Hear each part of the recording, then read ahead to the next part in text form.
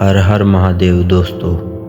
आज है महाशिवरात्रि, लेकिन मैं आपसे एक सीधा सवाल पूछना चाहता हूँ। क्या आप सच में पूजा करने वाले हैं या सिर्फ परंपरा निभाने वाले हैं? क्योंकि सच्चाई यह है, महाशिवरात्रि की रात लोग पूजा तो करते हैं, लेकिन ऐसी गलतियाँ कर जाते हैं जिससे साधना का फल आधा रह जाता है, बल्कि ये कहें कि उन्हें पुण्य की जगह पाप लगता है। और आज मैं आपको डराने नहीं आया हूँ, मैं आपको बचाने आया हूँ। मैं हूँ आपका अपना राजू शुक्ला और आप देख रहे हैं जीवन का राज। अगर आप चाहते हैं कि इस बार आपकी महाशिवरात्रि सच में फलदायी हो तो यह वीडियो अंत तक जरूर देखें। दोस्तों, यह वह रात है जब मन को स्थिर करना आसान होता है, ध्यान गहरा जाता है और भीतर की ऊर्जा ऊपर उठती है। लेकिन यह तभी होगा जब आप सही भाव से पूजा करेंगे। डर में पूजा मत करें। बहुत लोग सोचते हैं अगर पूजा नहीं की तो अनर्थ हो जाएगा, अगर व्रत नहीं रखा तो शिव नाराज हो जाएंगे। सुन लीजिए, शिव दंड देने वाले देवता नहीं हैं, वो भोलेनाथ हैं। डर की गई पूजा फल नहीं देती, प्रेम से की गई पूजा चमत्कार करती है। सुबह से आपको बता दिया गया आज मेरा व्रत है, लेकिन दिन भर गुस्सा, चिड़चिड़ापन, शिकायत, तो यह व्रत नहीं है, यह सिर्फ भूखा रहना है।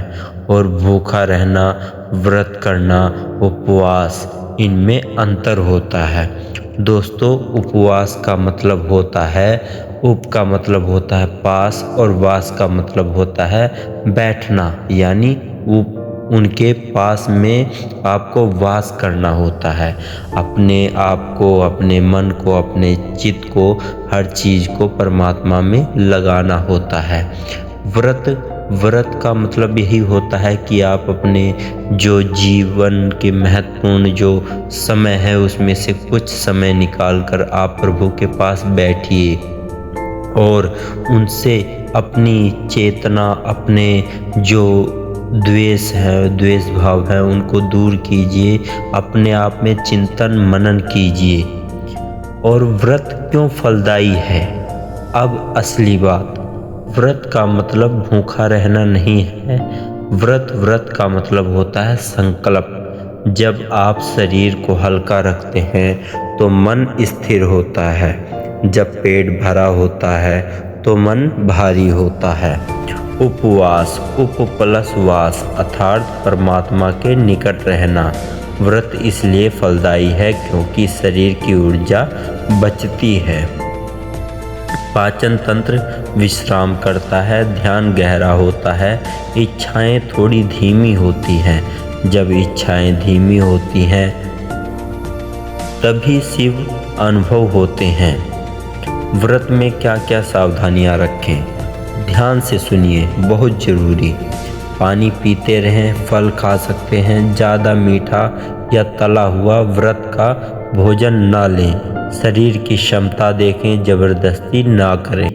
पतली धारा, धीमी सांस, ओम नमः शिवाय के साथ, धीमा जल, धीमा मन, धीमा ध्यान। अब क्या चढ़ाएं? जल, बेलपत्र, धतूरा, भस्म, सफ़ेद फूल। लेकिन याद रखिए, सामग्री नहीं, भावना मायने रखती है। अगर आपके पास इनमें से कुछ ना हो तब भी आप प्रभु की आराधना कर सकते हैं। दोस्तों, अब अगली जो बात आती है वो ये, आखिर जागरण क्यों? इस रात सोना नहीं है।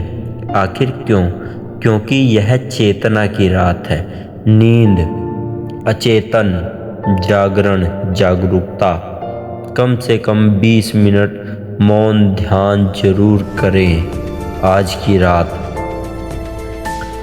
सिर्फ मांगना नहीं है, हर बार नौकरी, पैसा, प्रमोशन, इस बार कुछ अलग मांगिए। मांगिए धैर्य, विवेक, क्रोध पर नियंत्रण। जब ये मिलेंगे बाकी सब खुद मिल जाएगा। 7 मिनट का गुप्त अभ्यास। जल अर्पण के बाद आंखें बंद, रीढ़ सीधी, सिर्फ सांस देखें, कोई मंत्र नहीं। धीरे धीरे आप अनुभव करेंगे भीतर शांति गहरी हो रही है। कभी भी तुलना ना करें। उसने 4 प्रहर पूजा की, मैंने सिर्फ एक। यह प्रतियोगिता नहीं है, ये एक सच्चा क्षण है। 4 घंटे की औपचारिक पूजा से ज़्यादा शक्तिशाली होता है। पहला प्रहार जल, दूसरा प्रहर जल प्लस दूध, तीसरा प्रहर मंत्र जाप, चौथा प्रहर मौन और धन्यवाद। अंत में सिर्फ कहें, हे महादेव, जो उचित हो वही करना मेरे लिए, यही मेरा समर्पण है। घर में कैसे करें? अगर शिवलिंग नहीं है तो हृदय में प्रकाश स्तंभ की कल्पना करें। बाहरी साधन माध्यम है, भीतर ही असली शिव हैं। परिवार के साथ जरूर करें। बच्चों को सिखाएं कि शिव से डरना नहीं है, शिव से प्रेम करना है। घर में सामूहिक मंत्र जाप ऊर्जा बदल देता है। अगली सुबह क्या करना है? सूर्योदय के समय अंतिम जल अर्पित करें, धन्यवाद करें, कोई मांग नहीं। 21 दिन का चैलेंज। अगर आप सच में बदलाव चाहते हैं तो 21 दिन का ब्रह्म मुहूर्त में उठना, 108 मंत्र जाप करना, पतली धारा, 5 मिनट का मौन, फिर देखिए जीवन कैसे बदलता है। दोस्तों, महाशिवरात्रि की रात चमत्कार बाहर नहीं होगा, भीतर होगा। जब क्रोध कम होगा, जब प्रतिक्रिया धीमी होगी, जब मन हल्का होगा, तभी समझिए शिव प्रकट हो गए।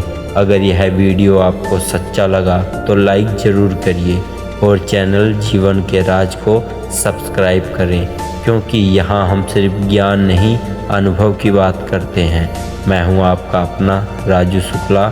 कल ब्रह्म मुहूर्त में मिलते हैं पहली जलधारा के साथ। हर हर महादेव। ओम नमः शिवाय।